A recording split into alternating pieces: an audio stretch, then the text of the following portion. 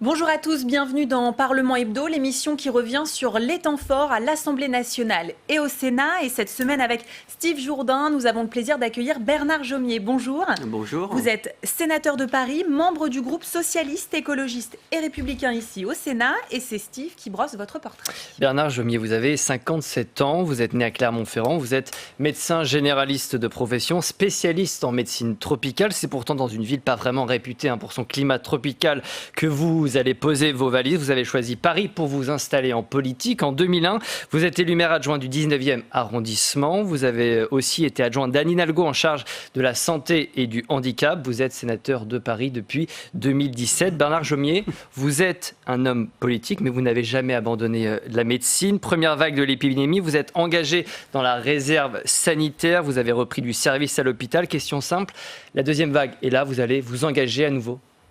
En tout cas, moi j'ai dit au service auquel j'avais été affecté à l'hôpital de Melun que je serais évidemment disponible s'ils avaient besoin de moi. Et en attendant, je continue et j'irai cet après-midi à mon cabinet faire mes consultations comme toutes les semaines. Est-ce qu'il y a une crainte aujourd'hui que les médecins, les infirmières n'arrivent pas à tenir le coup sur cette deuxième vague? On parle beaucoup de démissions, par exemple, dans le corps médical. Ils démissionneront pas pendant la vague. Mais ce qui est très inquiétant, c'est qu'après la première vague du printemps, le mouvement de départ des soignants de l'hôpital qui s'était arrêté pendant la vague a repris. Et il a repris de façon importante. On n'a pas su les retenir. Les mesures suffisantes n'ont pas été prises. Et donc on arrive à cette deuxième vague dans un état beaucoup moins bon que pour la première vague. Et quoi qu'en dise le ministre, nous n'avons pas 12 000 lits de réanimation en France. Il joue sur les mots. On a les lits, on a le matériel, etc. On n'a pas les personnels. Donc ça va être extrêmement difficile, mais moi je les connais bien et je sais ce que c'est être soignant. On ne déserte pas quand la crise est là. On va, Bernard Jomier, vous demander votre avis en tant que médecin, mais aussi en tant que sénateur. On passe, Elsa, tout de suite au sommaire de cette émission. Jean Castex, le Premier ministre devant les députés pour défendre le reconfinement. Le reconfinement, c'est selon lui la seule solution. Toute l'Europe est frappée par une seconde vague, inattendue par son ampleur. Des débats extrêmement passionnés, une volonté de faire respecter les droits du Parlement. Les sénateurs débattent du projet de loi de prolongation de l'état d'urgence sanitaire. On fait le point dans un instant. Mais avant tout cela, avant d'évoquer la situation sanitaire, on voulait évidemment vous faire réagir à cet attentat commis à Nice jeudi. 3 personnes tuées devant la basilique Notre-Dame. Le Premier ministre était devant les députés pour évoquer la situation sanitaire lorsque l'attaque s'est produite. Le débat a été interrompu, il y a eu 1 minute de silence. Je vous propose de regarder ces quelques images.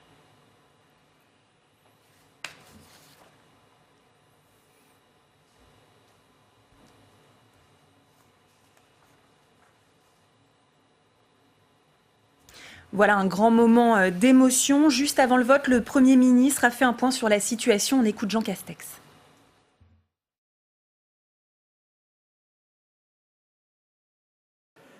Un attentat ignoble a été commis ce matin en la basilique Notre-Dame à Nice aux alentours de 9h. Cette attaque, aussi lâche que barbare, endeuille le pays tout entier. La réponse du gouvernement sera ferme, implacable et immédiate. J'ai d'ores et déjà décidé de porter le plan Vigipirate au niveau urgence attentat sur l'ensemble du territoire national. Bernard Jomier, votre sentiment, c'est l'effroi, c'est la colère ou c'est un sentiment d'impuissance? Non, d'abord de grande tristesse et d'impuissance certainement pas. Mais je voudrais qu'on essaye de se mettre un petit peu en perspective. Les grandes religions monothéistes ont toutes sécrété des individus qui sont passés à des actes extrêmement violents. Et si je dis ça, c'est pas pour relativiser, mais c'est parce que l'histoire nous a appris quelque chose. Premièrement, c'est que ces individus ne sont pas déconnectés, ils ne tombent pas d'une autre planète. Ils sont le produit d'un discours radical qui s'est développé au fil du temps. Et donc, il faut agir sur ce discours radical et sur ceux qui tiennent ce discours radical. Et moi, je souscris aux actions qui sont menées contre ceux, notamment, qui ont un double discours, qui utilisent la question sociale ou qui se masquent derrière des actions humanitaires pour tenir un discours radical. On parle de l'association, l'ONG Baraka City, par exemple. Deuxièmement, les religions sont en difficulté à chaque fois pour faire face à leurs propres extrémistes. Et donc les injonctions permanentes envers la communauté musulmane ne sont pas opérantes. Il n'y a pas un problème avec l'islam en France, comme le suggère Marine Le Pen? Il n'y en a pas, et d'ailleurs, je salue la réaction du président du Conseil français du culte musulman, qui a appelé symboliquement à fermer les mosquées en hommage. Donc c'est un acte extrêmement important. Mais ce que ça veut dire, c'est que la puissance publique doit s'en mêler. La puissance publique qui n'a pas vocation à gérer les religions, là, doit s'en occuper parce que la religion musulmane ne peut pas seule faire face à ses propres extrémismes. Précisément, qu'est-ce qu'on fait? Christian Estrosi, le maire de Nice, dit qu'il faut, je cite, sortir des lois de la paix, sortir de l'état de droit. Qu'est-ce que vous en pensez? Eh bien, c'est le troisième point, ça ne peut pas se faire à n'importe quelle condition. Et certainement pas en affaiblissant notre démocratie et nos valeurs.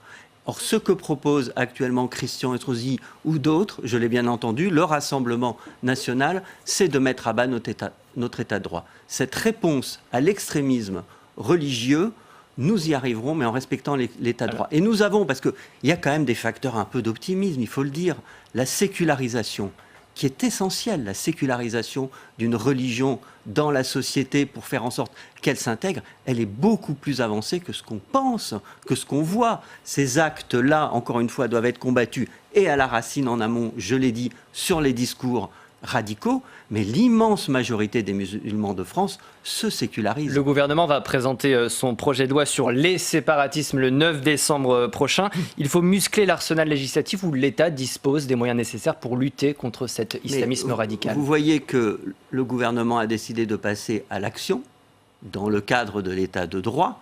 Il a commencé à procéder à la fermeture d'une mosquée qui jouait un double jeu, la grande mosquée de Pantin, avec un imam qui scolarisait ses enfants dans une école coranique interdite. Donc tout était déjà possible, en fait. Pourquoi n'a-t-on pas fait avant? Mais beaucoup est possible. Beaucoup est possible. Dans le cadre actuel. Et tout est possible dans le cadre de l'état de droit. Et il n'y a pas de nécessité, sans arrêt. Vous savez, cette attitude qui est qu'à chaque fois qu'il y a un nouvel événement, on se précipite pour voter une loi et que derrière, on n'agit pas sur les questions sociétales, sur la question sociale, etc., sur les vrais terreaux de cette dérive radicale, ça ne produit pas grand-chose. On fait trop de communication en ce moment. On fait souvent trop de communication en politique. On accuse souvent la gauche, le gouvernement notamment, d'avoir été un peu naïve sur ces questions. Certains parlent même d'un islamo-gauchisme. Qu'est-ce que vous leur répondez?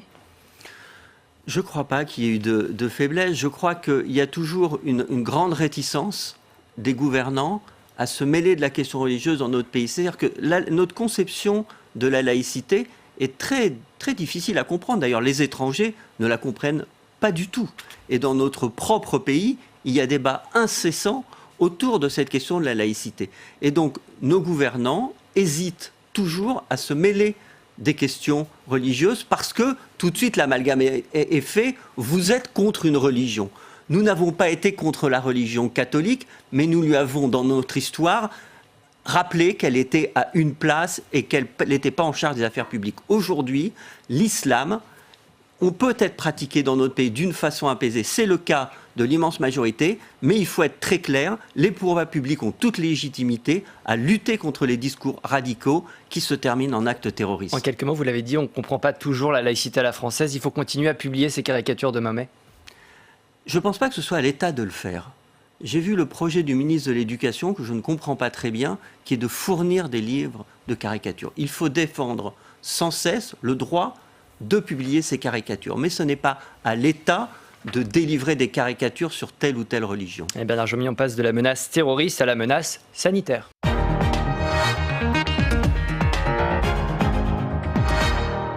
Et oui, après les annonces d'Emmanuel Macron mercredi soir, le Premier ministre était devant les députés jeudi matin, devant les sénateurs jeudi après-midi. Le reconfinement, c'est la seule solution, a-t-il justifié? Le récit de la journée avec Stéphanie Despierres. L'artisan du déconfinement est devenu l'architecte du reconfinement. Impossible de faire autrement, Jean Castex le martèle et il réfute les accusations d'impréparation face à la deuxième vague. Si nous avons soi-disant raté le déconfinement en France, alors il a été raté partout. car partout la réalité est la même. Il n'y a pas qu'en France qu'on ferme les hôtels, les cafés, les restaurants, les salles de spectacle. Partout en Europe, partout. Toute la majorité était derrière le Premier ministre. Les socialistes aussi ont approuvé sa déclaration, mais avec de grandes réserves. Ce sera un oui de responsabilité, parce que pour nous, la protection de la santé de nos concitoyens doit être la priorité absolue. Mais notre oui, mesdames et messieurs les ministres, mes chers collègues de la majorité, sera également un oui de colère. Oui de colère face à votre impréparation. Le 26 août, il y a donc 2 mois, le Premier ministre déclarait sur France Inter, je le cite, qu'il n'y avait pas de quoi s'affoler. À gauche encore, la majorité des communistes a voté pour. Les insoumis, eux, ont tous dit non. Tout le monde peut constater que vous êtes pris de court. Surpris, a dit le président, pourtant il fanfaronnait en juillet, tout est prêt. Vous nous demandez un vote de confiance. Eh bien, nous n'avons pas confiance. Et nous avons de moins en moins confiance, autant vous le dire. Les Républicains, le plus gros groupe d'opposition, avaient aussi décidé de dire non. Mais ils ont changé d'avis après l'annonce de l'attentat à Nice. Ils n'ont pas participé au vote pour ne pas ajouter des divisions dans le pays. Alors, le Premier ministre s'est livré au même exercice au Sénat. Bernard Jomier, vous avez voté pour ? Oui, j'ai voté. Parce qu'au stade où on en est, il n'y a pas d'autre choix que d'appliquer de nouvelles mesures, dont le confinement, pour casser l'épidémie. Mais comme l'a dit Valérie Rabault à l'Assemblée nationale, ce n'est en aucun cas un vote de confiance au gouvernement, c'est un vote pour les Français. C'est parce qu'on doit protéger les Français. On doit prendre ces mesures. Mais il faut le dire, la sévérité des mesures qui sont prises, c'est l'exact reflet de l'échec de la politique de santé publique menée en amont. Et ça n'est pas faute de l'avoir dit. Vous êtes co-rapporteur de la commission d'enquête Covid au Sénat. Concrètement, où est-ce que le gouvernement a échoué ? Sur beaucoup de points, mais en gros, on avait 2 grands piliers à notre stratégie. La distanciation physique, incluant les masques et les gestes barrières. Et là, ça fonctionne plutôt bien. Et les Français appliquent très majoritairement, même s'il y a toujours des exceptions, cette règle-là. Et puis le deuxième grand pilier, c'était la stratégie tester pour trouver les personnes positives, tracer les contacts et isoler les personnes contagieuses. Et cette stratégie-là, elle est totalement en échec. Alors, le gouvernement, il dit une demi-vérité, des demi-vérités en permanence. Quand il dit, oui, mais l'épidémie repart partout en Europe. Bien sûr, on n'a pas éradiqué le virus. C'est la justification du gouvernement. Oui, la France n'est pas seule. Ça, je vais vous dire pourquoi c'est une demi-vérité. Parce que les pays européens ne sont pas dans une stratégie d'éradication. Donc on savait que le virus circulerait et qu'il recommencerait à circuler plus fort avec l'automne. On savait, tout le monde n'était pas d'accord sur ce point, sur la deuxième vague. Alors, moi, je vais écarter, là, tous ceux qui sont dans le révisionnisme scientifique, dans le complotisme, qui propagent des nouvelles absolument infondées et qui ferait mieux de cesser de parler parce qu'ils portent un tort considérable à l'ensemble du pays. Mais ce que je veux dire, c'est que cette épidémie, cette circulation qui allait reprendre, de nos actions, et notamment de la mise en œuvre correcte de la stratégie tracée isolée, allait dépendre la pente. Et c'est la pente le problème. Parce que si ça avait grimpé, mais doucement, nos hôpitaux ne seraient pas débordés. Et c'est l'objectif, que nos hôpitaux ne soient pas débordés. Là, ils vont être débordés. Ils commencent à l'être et ils le seront fortement dans une dizaine de jours. Alors on le voit, le gouvernement met en place un confinement pour 4 semaines, mais un confinement très différent que celui du printemps. Par exemple, les écoles restent ouvertes. Les écoles, les collèges et les lycées. Est-ce que c'est une bonne solution ou ne risque-t-on pas des contaminations de familles avec cette ouverture ? Le gouvernement arbitre entre la réduction de la circulation du virus et le maintien d'une activité économique et sociale. Le choix qu'il a fait implique que la réduction de la circulation du virus sera plus faible qu'au printemps. Et donc, en aucun cas, il ne faut dire que dans 4 semaines, nous pourrons sortir complètement du confinement. Ce serait un mensonge. Pour vous, c'est minimum 6 semaines, 8 semaines de confinement. Quand vous regardez les courbes et l'objectif qu'a fixé le chef de l'État, qui est de revenir à 5000 cas détectés par jour, en espérant que cette fois-ci, la stratégie tester, tracer, isoler sera mise en œuvre. Alors qu'on est autour de 40 000 aujourd'hui. Alors qu'on est, c'est ça, entre 40 et 50 000, et donc probablement beaucoup plus de nouveaux cas. Quand on regarde les courbes, ça n'est pas possible d'atteindre cet objectif-là dans un délai aussi. Donc pourquoi le gouvernement parle de seulement 1 mois de confinement ? Parce que sans arrêt, il court après le virus. Parce que sans arrêt, il faut le dire, dans un arbitrage difficile entre, encore une fois, l'activité économique et la santé. Mais il faut comprendre qu'on ne doit pas opposer les deux plus on laisse le virus circuler, plus les conséquences sont dramatiques en termes sanitaires, mais plus l'économie sera aussi impactée. Donc dans un cas, si on laisse circuler, on perd sur les deux tableaux. Dans l'autre cas, c'est très dur pour l'économie, mais on protège les Français, on évite des morts qui seraient extrêmement élevées sinon. Le gouvernement parle beaucoup de cette acceptation sociale, mais pour vous, il faut dire la vérité aux Français en disant « Attendez, ça va durer encore 6 mois, donc là, on fait 4 semaines de confinement, mais après, ce ne sera pas un déconfinement comme on l'a connu en mai dernier ». Bien sûr, il faut dire la vérité aux Français, parce que l'acceptation sociale, elle est liée à quoi ? Elle est profondément liée au lien de confiance entre un peuple et ses gouvernants.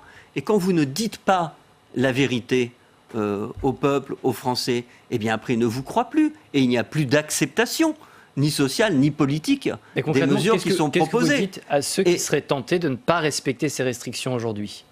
Ah, mais vous savez, l'individualisme est une valeur solidement ancrée, malheureusement, dans notre société. Ne pas respecter une mesure qui est faite pour nous protéger collectivement et protéger les plus vulnérables d'entre nous, parce que ce n'est pas à votre âge, quand on est en bonne santé, qu'on va décéder du Covid, mais ce sont les plus âgés, ce sont ceux qui ont des maladies chroniques, ce sont ceux qui sont vulnérables. Refuser d'appliquer ces mesures, c'est refuser de leur accorder notre protection. En quelques mots, vous êtes sénateur, vous êtes aussi médecin. Qu'est-ce qui vous inquiète le plus aussi en tant que comme de gauche, la question sociale, la question sanitaire aujourd'hui ? Mais les deux sont liés. Et les trois sont liés parce que c'est lié à la question économique. Mais nous avons un pays qui est en grande souffrance. Et ce qui m'inquiète peut-être, c'est cette incapacité du gouvernement à se projeter suffisamment loin dans l'avenir et donc à donner de l'espoir. Parce que c'est vrai qu'on ne peut pas rester dans cette situation où sans arrêt on taperait sur la tête des gens. Une épidémie, on y fait face ensemble ou sinon on y fait très mal face. On va continuer, Bernard Jomier, à parler de la situation sanitaire. Le Sénat examine la prorogation de l'état d'urgence.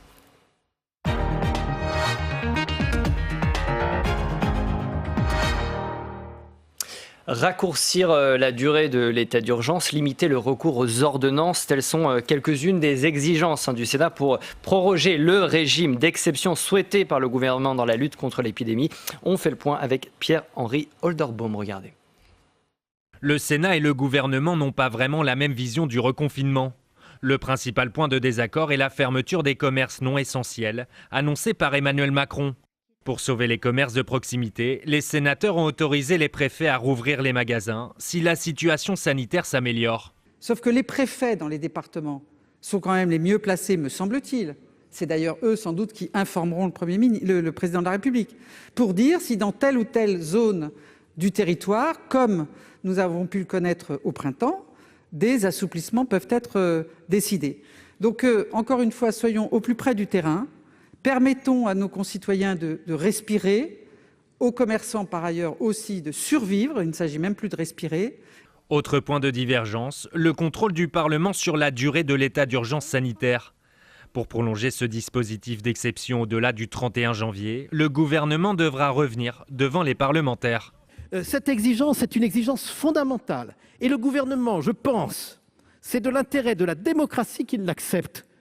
Parce que sinon, il va agir seul, autant qu'il le voudra, dans l'exercice de pouvoirs spéciaux dont nous ne voulons pas qu'il puisse abuser. Les sénateurs se sont montrés intraitables sur une éventuelle prolongation du confinement dans un mois.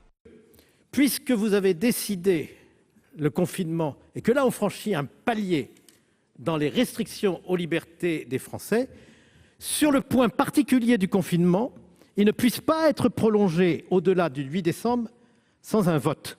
Pour permettre la tenue des élections départementales et régionales en mars prochain, le Sénat facilite les votes par procuration et les votes par correspondance et encourage le gouvernement à augmenter le nombre de bureaux lors du scrutin. Bernard Jomier, accepter une limitation des droits du Parlement pendant cette période de crise, c'est indispensable ?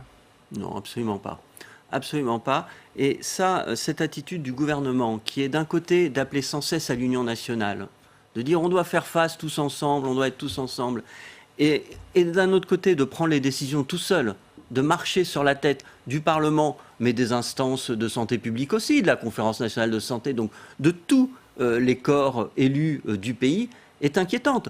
On a appris quand même cette semaine que l'ancien Premier ministre avait commandé un rapport sur la gestion de la crise. Pas dans le canard enchaîné. Voilà, on apprend ça dans la presse satirique.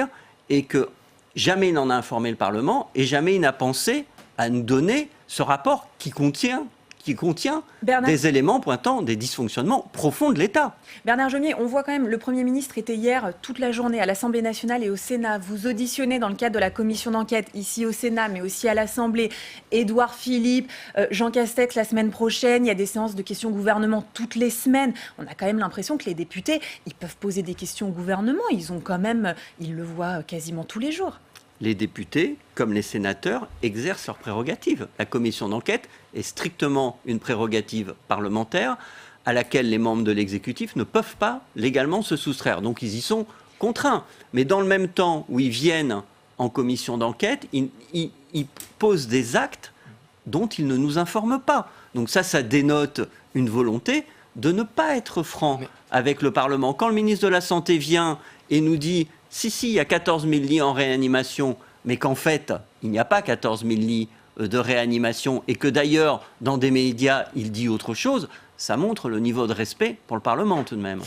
Très franchement, si vous étiez au pouvoir, est-ce que vous iriez devant le Parlement pour avoir une validation a priori des mesures que vous prenez contre cette crise? Très franchement, Bernard Jomier, si vous étiez ministre de la Santé aujourd'hui.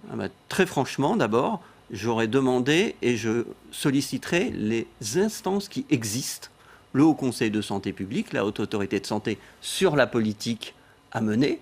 Et je n'en créerai pas de nouvelles ex nihilo à ma botte. Voilà, et j'ai beaucoup de respect pour le conseil scientifique Pourtant, et la qualité de ses travaux. Beaucoup ont dit, les scientifiques ont pris le pouvoir en France, c'est eux qui décident tout. Maintenant, le politique s'efface complètement. On a entendu beaucoup ce reproche sur la crise sanitaire. C'est un virus qui a pris le pouvoir. C'est un virus et on ne négocie pas avec un virus. Donc ce n'est pas les scientifiques. Nous faisons face à une épidémie et nous devons avoir une réponse qui corresponde à la réalité scientifique. On ne vit pas dans un monde virtuel. Les personnes qui meurent dans nos hôpitaux, elles meurent vraiment. Et donc, c'est à ça qu'on est astreint.